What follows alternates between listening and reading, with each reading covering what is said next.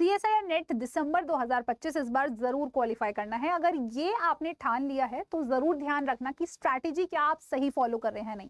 नमस्कार, मैं हूं आशिता मैम, आपकी लाइफ साइंस एजुकेटर, और आज हम लोग इसी बारे में बात करने वाले हैं कि क्या हमारी स्ट्रैटेजी रहनी चाहिए लास्ट 60 डेज के लिए, किन बातों को हमें फॉलो अप करना है, किन चीजों से हमें बचना है। तो स्टूडेंट्स चलिए स्टार्ट करते हैं। इस वीडियो को अंत तक जरूर देखिएगा अगर आप चाहते हैं कि CSIR नेट दिसंबर 2025 आपका जरूर क्वालिफाई हो।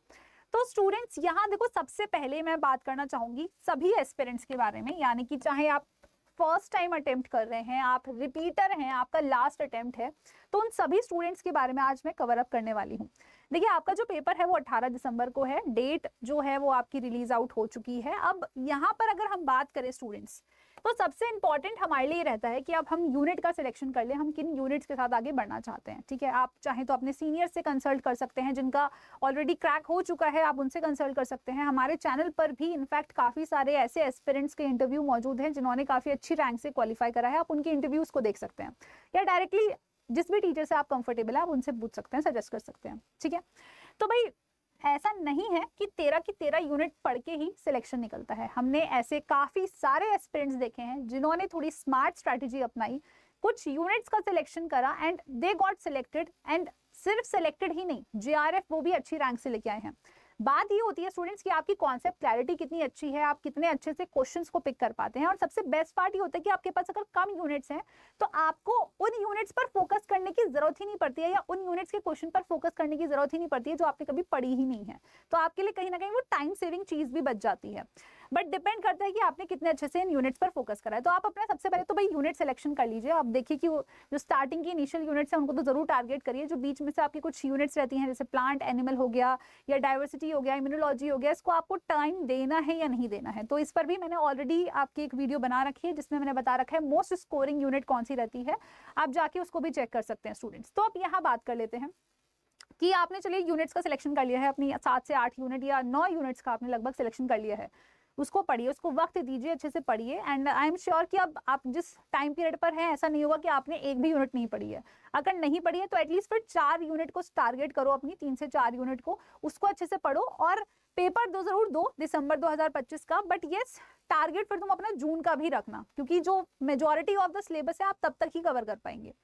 तो अगर स्टूडेंट्स आपने जो भी यूनिट्स अपनी सिलेक्ट करी हैं, अब दूसरी चीज रहती है कि हम उन यूनिट्स को ना भूलें। नहीं भूलने के लिए सबसे अच्छी चीज है कि भाई बार बार रिवाइज करना है। अब रिवाइज करने के लिए स्टूडेंट्स क्या चीज हमें ध्यान रखनी है, हमें टाइम को इस तरीके से डिस्ट्रीब्यूट करना है कि जब हम उस टॉपिक को पढ़ रहे हैं हमें वो अच्छे से क्लिक होना चाहिए, हमें वो अच्छे से समझ में आना चाहिए।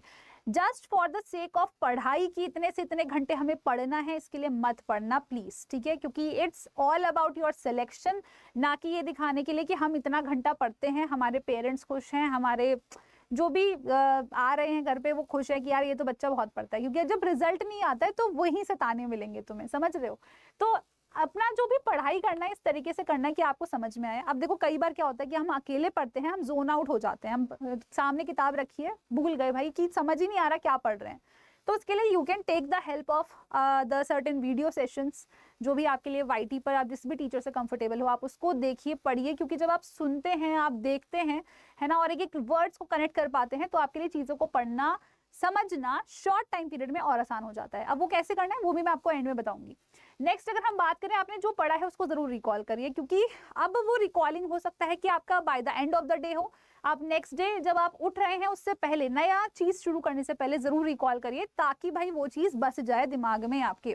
देखो हम ह्यूमन माइंड्स हैं, हमारे पास कोई भी चीज परमानेंटली सेव नहीं रह सकती है, स्पेशली पढ़ाई वाली चीजें। ठीक है ना, पढ़ाई वाली चीजें आप लॉन्ग टर्म तक सेव कर ही नहीं सकते हो अनटिल अनलेस वो चीज बहुत ज्यादा आपसे कनेक्टेड ना हो, या आपने ठान लिया कि यार ये वाला वर्ड तो मुझे हमेशा याद रहेगा। बट अदरवाइज अगर तुम उसको पढ़ाई की तरह लेके चल रहे हो तो वो नहीं सेव हो सकती तुम्हारे दिमाग में, तुम्हें रिकॉल करना ही पड़ेगा। अब A for Apple B for boy क्यों याद है, क्योंकि बचपन से लेके अभी तक तुम रिपीट करते आ रहे हो।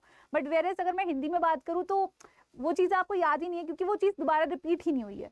तो सिंपल सी फंडा यही है भाई कि रिकॉलिंग इज मस्ट। अब रिकॉलिंग ऐसे करनी है, आज मैंने कोई नया टॉपिक पढ़ा है, मैं उसको शाम को सोने से पहले मैं जरूर उसको रिकॉल कर लूंगी, भले ही वो मेरा लाइक 20 मिनट्स ले ले, 30 मिनट्स ले ले, but I will make sure कि मुझे रिकॉल करना है। नेक्स्ट डे जब मैं मॉर्निंग में वेकअप जब उठ जाऊंगी उसके बाद आई विल मेक श्योर कि अगर मैं नया टॉपिक स्टार्ट कर रही हूँ, बट उससे पहले थोड़ा सा अपना कॉन्फिडेंस बूस्ट अप करने के लिए मैं पुराने टॉपिक को जरूर रिकॉल करूंगी। And recalling should not be only like this कि I am just reading a page, मैं सिर्फ एक पन्ना पढ़ रही हूँ, इस तरीके से नहीं करना है।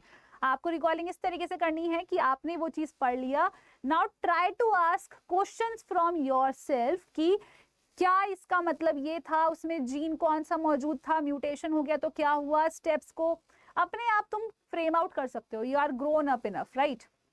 नेक्स्ट अगर हम बात करें क्वेश्चन प्रैक्टिस, अब देखो आपने पढ़ लिया है इतना टॉपिक, अब आपको इतना तो क्लियर हो गया है कि क्वेश्चन प्रैक्टिस हो जानी चाहिए, है ना। तो question practice is mandatory, specially अगर मैं बात करूं ऐसी यूनिट्स के लिए जहां पर जैसे टेक्निक्स है, बायोकेमिस्ट्री है, मॉल बायो है, सेल बायो है ना, इन सभी के लिए आपके लिए क्वेश्चन प्रैक्टिस बहुत इंपॉर्टेंट है। No doubt dev bio, animal physio, इनके लिए भी इंपॉर्टेंट रहता है, बट आप इसमें फिर भी अगर थ्योरी आपकी बहुत स्ट्रांग है तो आप कर ले जाते हैं क्वेश्चंस, बट कुछ बायोकेमिस्ट्री के क्वेश्चंस हो गए, टेक्निक्स के क्वेश्चंस हो गए, जब तक प्रैक्टिस नहीं करोगे नहीं बनने वाले। दूसरी चीज होती है स्टूडेंट्स की मॉक एनालिसिस। हम कई बार डरते हैं कि हम मॉक अगर देंगे हमारे कम नंबर आएंगे, हम डीमोटिवेट हो जाएंगे। देखो सबसे बड़ी चीज इंपॉर्टेंट ये है कि कभी नंबर पर इनिशियली ध्यान मत दो। मॉक एनालिसिस में आपको सीधा ध्यान रखना है अपनी मिस्टेक्स पर। फॉर एन एग्जांपल, मान लो तुमने मॉक दिया, तुम्हारे नेगेटिव भी आ गए, कोई बात नहीं, कोई दिक्कत नहीं। अगर वो नेगेटिव आए हैं, आपने उसका एनालिसिस करा है, आपने देखा कि आपसे क्या गलती हुई है या आपने कितने नेगेटिव कर दिए, आपने क्या अटेम्प्ट नहीं करा है, अगर आपने उसका एनालिसिस अच्छे से करा है, आप समझ चुके हैं, तो बेटा वो वर्थ इट है, तो वो नेगेटिव मार्क्स भी वर्थ इट हैं। बट अगर आप एनालिसिस नहीं कर रहे हैं, आप बस अटेम्प्ट करते हैं, आप अपने मार्क्स देखते हैं, आप खुश होकर बैठ जाते हैं, तो दैट डजंट मीन कि आपका मॉक से आपको कोई फायदा मिलने वाला है।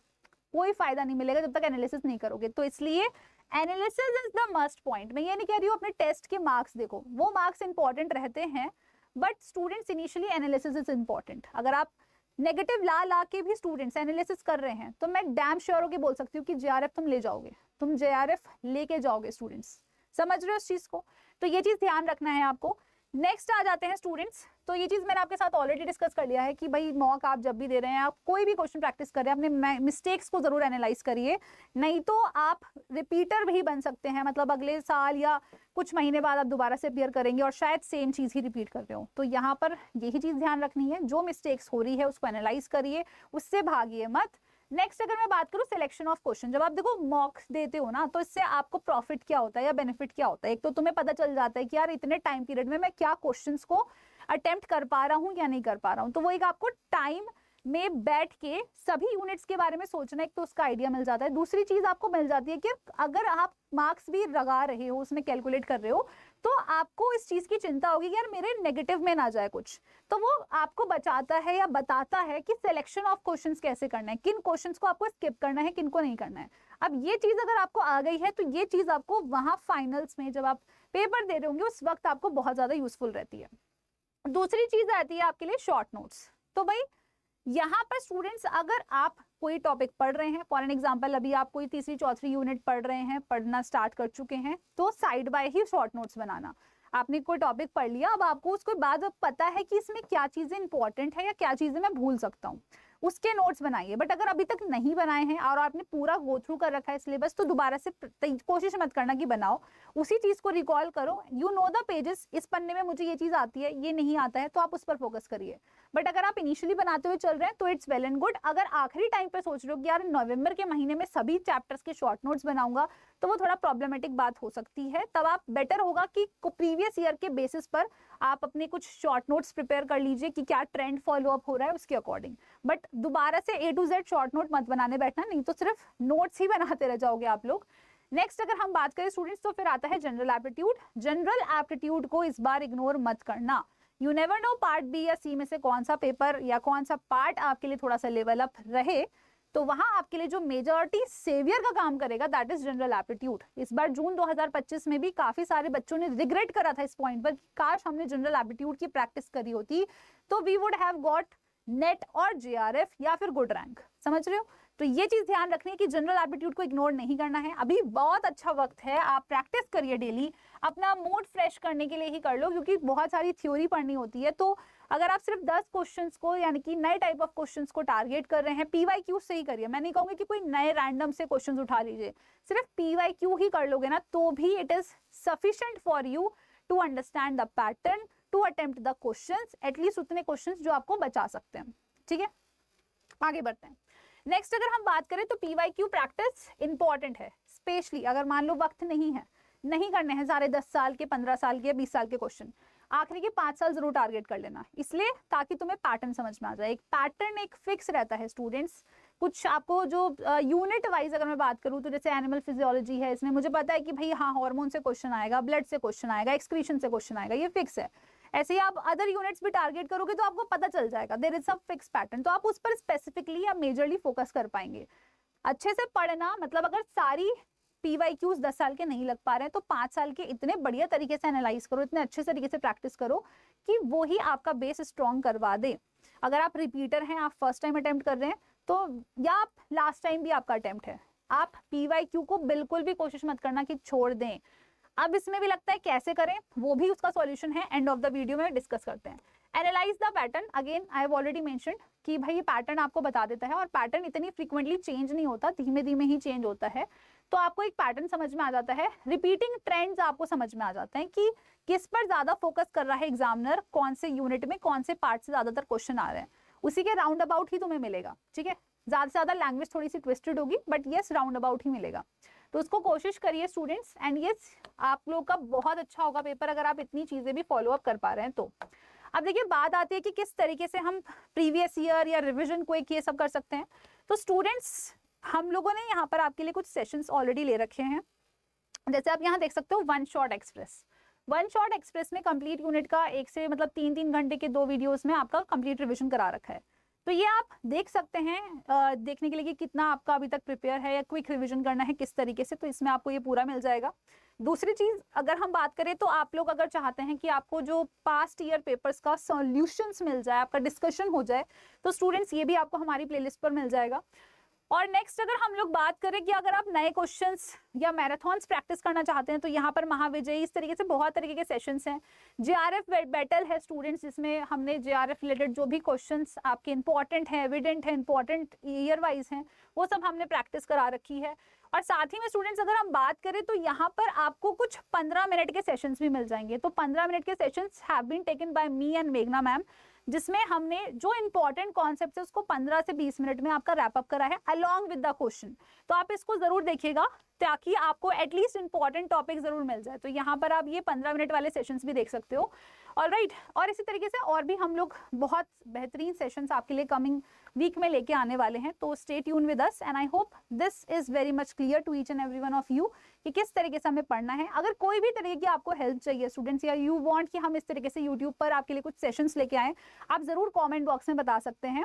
And stay connected with us इसी तरीके के अपडेटेड इन्फॉर्मेशन के लिए, या फिर आप कह सकते हैं कोई भी आपको डिस्कशन करना है टॉपिक के ऊपर, या फिर आप चाहते हैं कि कोई पैटर्न आपको समझ में नहीं आ रहा है, वो चीज़ हम आपको अच्छे से एक्सप्लेन करें, आप अच्छे से कमेंट बॉक्स में बता सकते हैं।